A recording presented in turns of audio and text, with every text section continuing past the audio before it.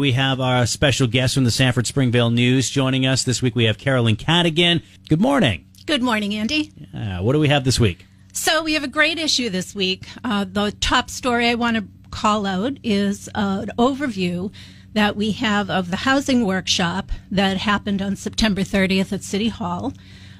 We look at what's happening in the city in terms of housing. You can't drive around and not think there's a housing boom going on. Right, yeah.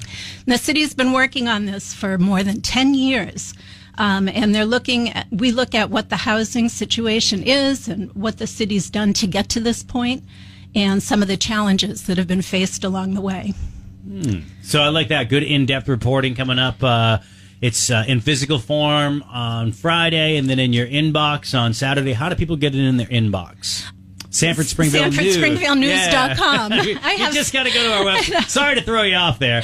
No, I have several links. If you want to do this, you go to this link. You want to do that, you go to that one. Well, I can't get there from here to bring it back to Maine. Right. What else is going on in the paper this week? Well, we have another article that looks at the flock traffic cameras. Last month, the city decided to implement them on a temporary basis, but there were a lot of residents that shared their thoughts on that.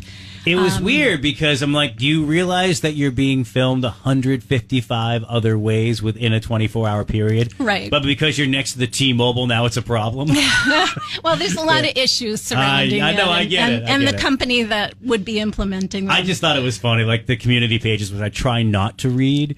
I went in there and I'm like, oh my God, this is why I don't read these things. Right. It was pretty funny.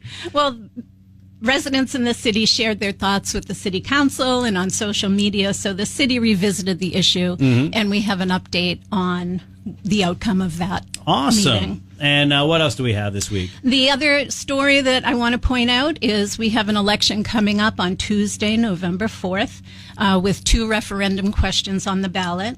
So this article helps readers understand what those 2 questions are about. You can't always just read the question and make a decision. You have to actually understand what all the issues are behind the question. Wouldn't it be funny if we go into the ballot box or ballot booth there and it just says, yes on one, no on one, and like, that's it. Right. You know what I mean? Right. But it's not like that. You know what I mean? There's a lot of other things that go kind of under the surface of it, which is great that you guys are able to dig in and explain to the voters so they can make an informed decision on what they think is the best thing. Exactly. It's not as straightforward.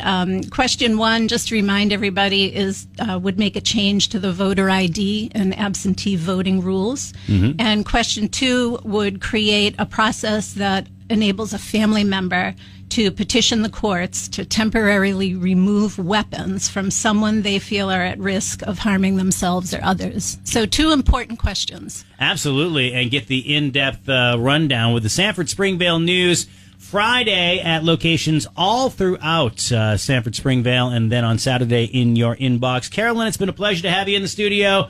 Have a great week. Have a great issue, and we'll talk to you soon. Thank you very much. Your county's morning show.